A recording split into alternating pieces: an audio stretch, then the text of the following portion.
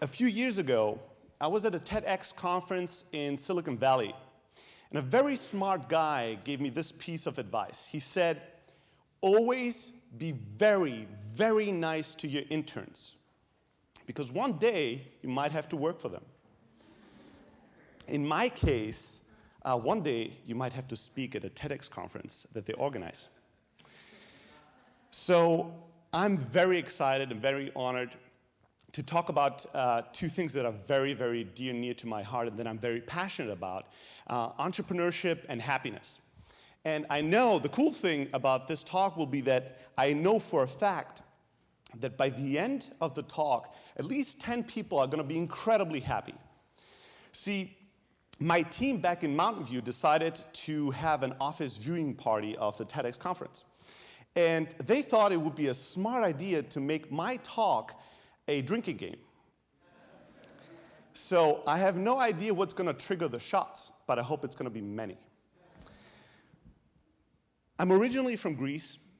I'm born and raised in Germany in an immigrant family. My dad died when I was 6, and my mom was a factory worker. She raised myself and my 2 older brothers. And nobody in my family ever received a higher education. And I wanted to make sure that that is not changing, because I hated school. I really hated it. I didn't read a book until I was 16. I really hated it. Until one fateful argument that I had with one of my older brothers. The argument was about success in life. And basically his position was that if you want to be successful in life, either you become academically successful and become a doctor or a lawyer, or you have to be a criminal and get rich really quick. Now don't worry, he's very harmless. He just watched way too many Scarface movies at the time. And I hated both of these options. I couldn't be successful in school, and I didn't really want to be a criminal. So we were arguing back and forth and back and forth and back and forth, and at one point he looked at me and he said, okay, smartass, what is your plan for success? What are you going to do with your life? I didn't have an answer. And that changed my life. That was the moment I realized how clueless I was. I couldn't look in the mirror, couldn't sleep at night. I was like, I don't know anything, and I don't know where I'm going, and I'm probably not going to be successful or happy, so I need to do something about it. See, he watched Scarface a lot, but I had watched Wall Street. So I knew that stocks and business is something that some people do, and then they make money, and they're happy and rich, and I had no clue of what that meant. I really didn't have any concept of what a business is or what stocks are, but I knew I should find out more about it. So I did something I had never done before. I visited our local bookstore. And I went in there and I bought the cheapest book I could find on the topic of stocks and business, $4.99. I took it home. I was hiding it, when I came home. And I was reading it when nobody was around, because my brothers would have given me, a lot of shit for reading a book about business and stock. The book was written for somebody who has $4.99 to spare for a business book. Big pictures, simple concepts. It was perfect for me. I read it, I understood it. It was beautiful. That moment I fell in love with reading and later on with learning. So I went back to buy a second book and then a third book. And at some point, I decided I want to be an entrepreneur.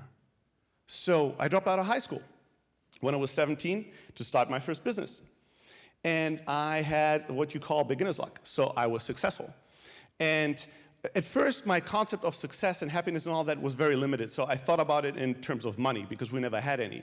So once I started to be really successful with that first business and making a lot of money, I was making more money a month than my mother was earning a year, I realized that I don't really care about money.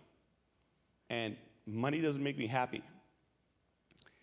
But what I discovered was that what I really cared a lot about and what made me tremendously happy was growth. Taking something and growing it out of nothing. And also taking myself, nothing, and growing it into something. Stretching myself beyond the things that I was capable of doing a few months ago. So I continued building businesses back in Europe. And about 5 years ago, I had an idea that I thought was so big that it would change the world. I thought that was my legacy in life. And when you're an entrepreneur, you have a special idea like that maybe once or twice every week. So I decided to do what the only reasonable thing was. I sold everything I had, I bought a one-way ticket, and I came to San Francisco to become a tech entrepreneur and be part of the Silicon Valley entrepreneurship environment. So I wanted to surround myself with smarter people than I was and learn about how to build a tremendous business and change the world. And I knew that I was in for a tremendous, and difficult ride, but I had no clue how difficult it would be. See, when you're an entrepreneur, it's kind of like a huge, monstrous, emotional roller coaster, right? And that roller coaster sounds fun, but not if you would do that 24/7, for months and months and months. And it's not just ups and downs. The intensity and the amount of ups and downs is incredible.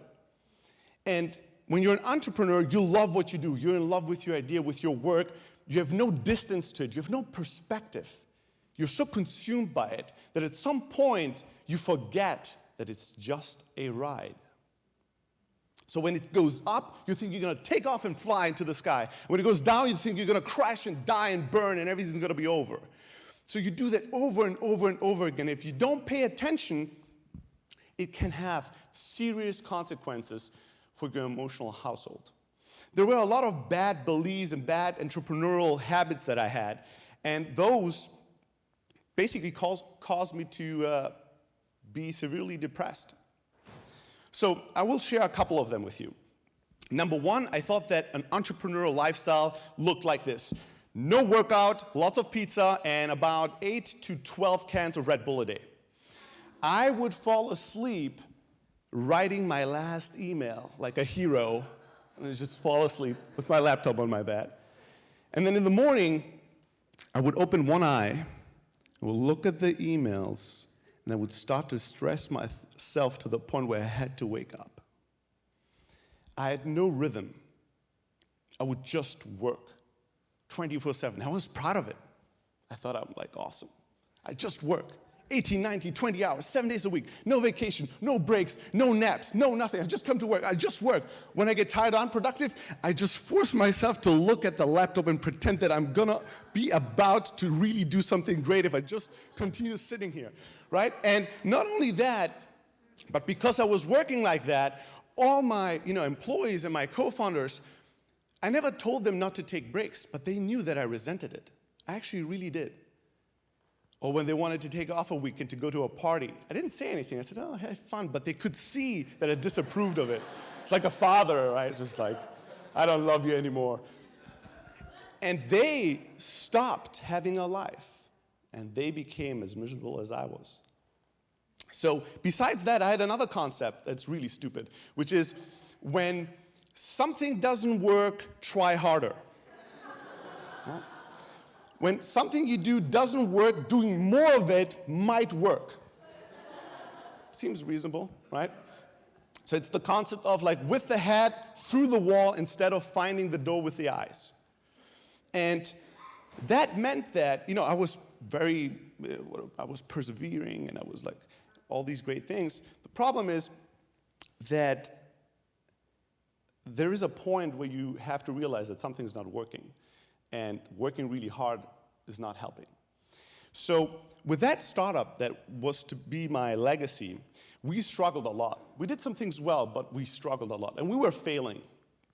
And and my entire team, the morale in the team started dropping. And when you run a startup, you run on morale. And you run on resourcefulness. You run on the power of human emotion. And if you don't have that, you have nothing. So right around that time when things started to really decline and I started to become really, really unhappy, my brothers decided to visit me. And I hadn't seen my family in 3 years. So they arrived, they were there for a few days. First day they arrived, it was really raining like crazy. It was an incredibly uncomfortably cold day in San Francisco. And I picked them up and we went to my apartment, and there was no electricity in my apartment because I had stopped paying the bills and they shut it off. I was broke at the time, by the way. So that night, I was sitting on the floor. I couldn't sleep. And it was incredibly cold. And I was looking at my brothers sleeping in their clothes and jackets. And I thought about that argument. And my heart broke. I was a failure. But I couldn't accept it. So what I decided to do is just to fake it. Put on a mask, pretend everything is fine. Be strong. And when they left, I continued that. I couldn't wake up in the morning. I became more and more depressed. But I was trying to hide it, and I had all these strategies on how to hide it. To be the strong entrepreneur, the leader, the CEO, the founder, shows the direction and never is weak. But I was just miserable. And after a year of that misery, being the living dead of a startup or an entrepreneur, I finally accepted defeat and declared my dream dead. At that point, I was bankrupt, emotionally, financially, personally, and I was at the lowest point possible. That's about 1.5 years ago. After I mourned over the idea for a few weeks, I decided to do something I've never done before. I thought, I need to go out and get a real job, right? Get a job, get some money, get back on my feet. Then I slipped, I tripped, and I fell into a new startup. I promise it was an accident, but I started a new company. And that time, I promised myself that I would be happy. Not just a great, awesome founder, but a happy one. So I did a few things that I changed around my lifestyle, and I want to share 3 of them with you. Number 1, I developed a set of rituals. And those rituals were designed to give me some distance about my work so I have some level of perspective. So in the morning, every morning, I would meditate before I started doing anything. And it didn't matter if it was a 1-minute meditation or 5-minute meditation. The point was to sit there in silence and stop doing and just be. Just being for a moment until my mind was completely clear. Then I would ask myself one simple question, and I would write down the answer. And that question was, if I could only do one thing today to move my venture forward, only one thing, what would that be? And I would start my day with doing that exact thing. And after that, I didn't care if I couldn't do anything else, because I knew I did something significant. And I developed another philosophy, which is, if something is too hard for me to do, then I stop doing it immediately. It's very convenient. Because I thought that if something's way too hard for me to do, it probably means I'm the wrong person to do it, it's the wrong time to do it, or it's the wrong strategy, or I have the wrong tools. And you'll be surprised how many problems solve themselves just by not attacking them. Because you become more resourceful or smarter or more experienced, and then down the line it's easy to solve them. Or how many problems solve themselves way better if somebody else solves them. Somebody who can solve them. And then the last thing that I developed is a simple strategy where when something was going, horribly wrong, and there's always something going horribly wrong when you're building a company, a new venture, then I would sit down and write down the worst case scenario. And, the worst of the worst case scenarios would be, and then we're all gonna be, the business is gonna run out of money, and we're gonna be done, and we're all gonna hate each other, and it's gonna be the end, right? And then I asked myself this question, simple, and then what? And usually the answers that I come up with are not that bad. No, life goes on. I'll do something else. We'll try something else. We'd do something that's good too. That helps me to, keep in mind that all these things that I'm so consumed about are not that important. And that helps me to have a level of clarity as an entrepreneur where as we grow, the more, big life-threatening problems we have to face, I don't get into that panic mode or to those bad habits that take out all my emotions and make me very, very unhappy, and everybody around me too. So today, I'm proud to announce I'm a happy entrepreneur. Right? Woo! So what does that mean? I have an incredible company that's growing like crazy. I have an incredible team of people around me that hopefully is drunk by now. And, we have been backed by some of the most amazing investors in technology, the same investors that backed Twitter and Google and Facebook. And not only business-wise are things going really, really well, but also personally, a week ago, I got married in Hawaii to the love of my life. And in July, I expect the biggest creation that I was ever a part of. I'm going to be a daddy. Yeah. First time I give a talk where I thought, will my son ever see this? It's an interesting thought. So I want to leave you with this.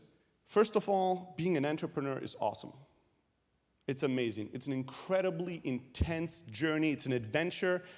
It's so gratifying and rewarding to create things, to work on things you're passionate about, to not just sit around, but solve things.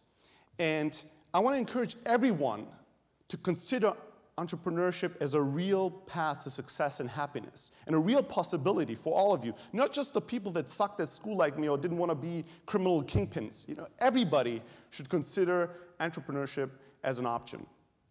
And for those who are thinking about it, and for those who are actually doing something and are, creating ventures, I want to, tell you that I'm rooting for your success. And I'm excited by almost every entrepreneur I meet and their vision and their dreams and their passion, the things they do. But as you do these things, don't forget that it's just a ride. And keep your balance, no matter how high the highs are, and no matter how low the lows. And be happy, because at the end of the day, that's the only thing that really matters. Cheers.